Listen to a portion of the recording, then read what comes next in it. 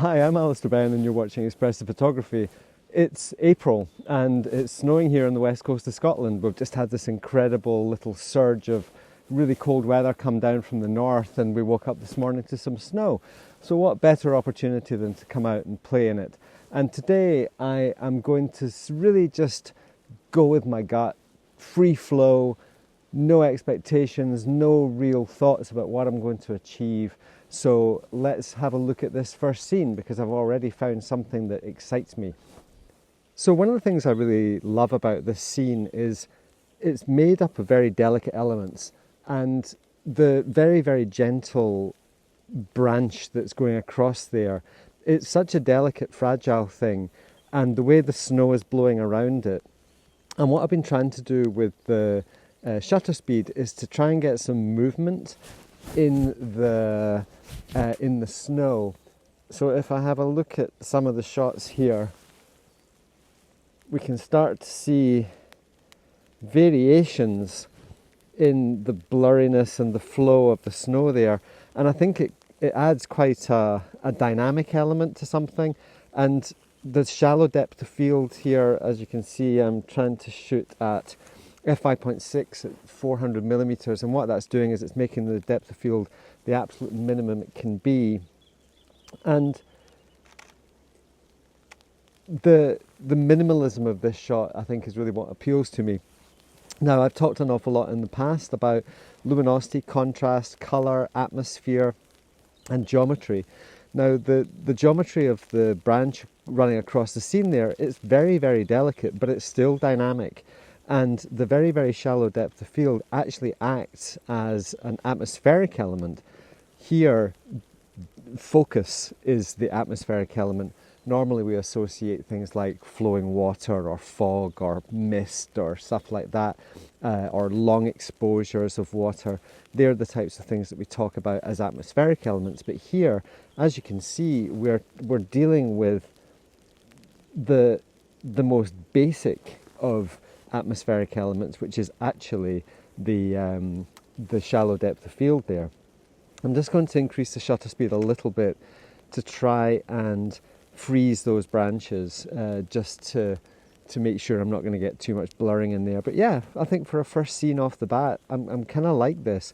But the key, I think, with this is to appreciate that it's the photograph. Yes, the photograph is meaningful, and you know, I'm liking the aesthetic of the photograph, but more than anything, I'm just enjoying being out here and engaging with the world in a very free flow kind of way. Because you'll notice if I change the focus here to focus at the back, for example, there, the whole shot disappears. So I'm using shallow depth of field to isolate part of the scene and not other parts of the scene. And I think as soon as you realise that shallow depth of field can be the best compositional tool ever for isolating subjects against very, very chaotic surroundings, then all of a sudden the whole world opens up.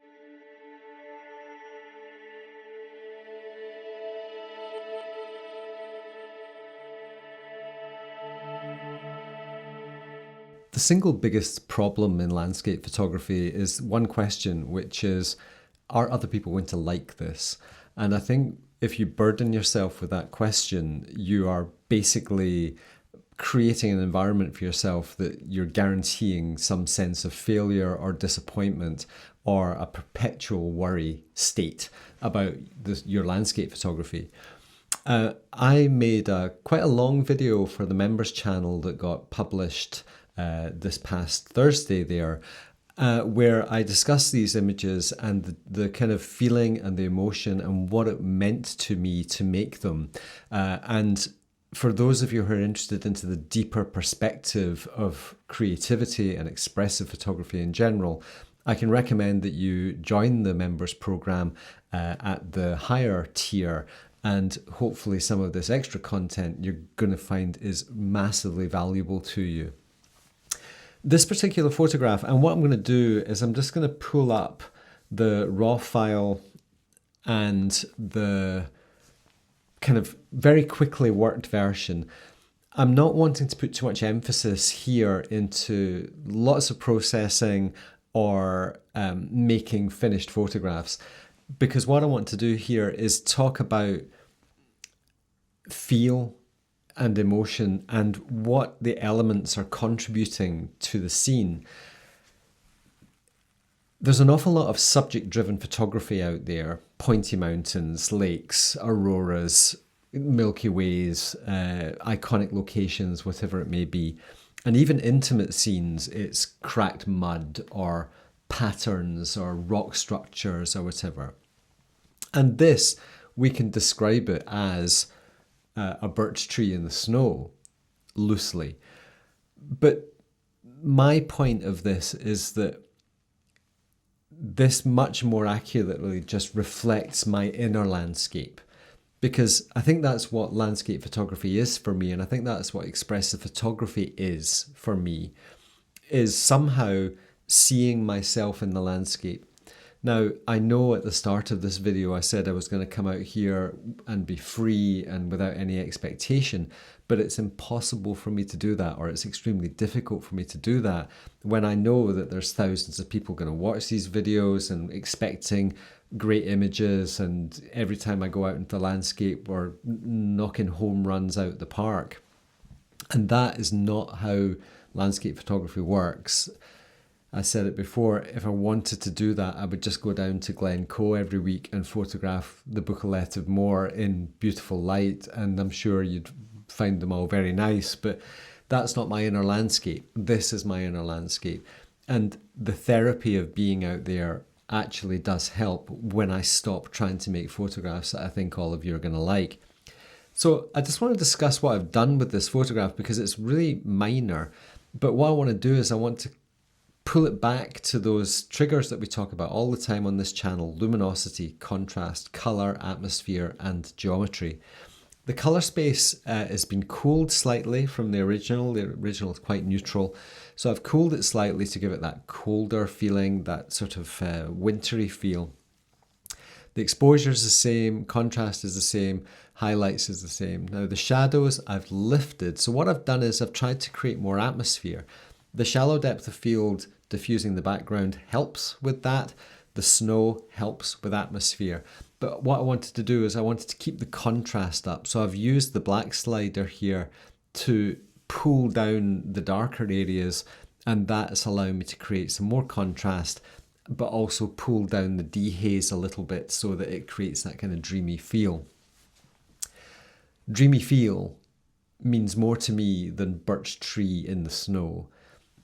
If I'm going to look at something on the wall, I'm less interested at looking at a birch tree on the wall as a print. I'm much more interested in the dreamy feel of the elements in the frame. So I think one of the things I want to kind of bring into this topic of this conversation, in amongst all the other things that I talk about when I'm out in the landscape, is the concept that our emotions, our inner landscapes, are out there in the landscape, the big picture, and we just need to find it.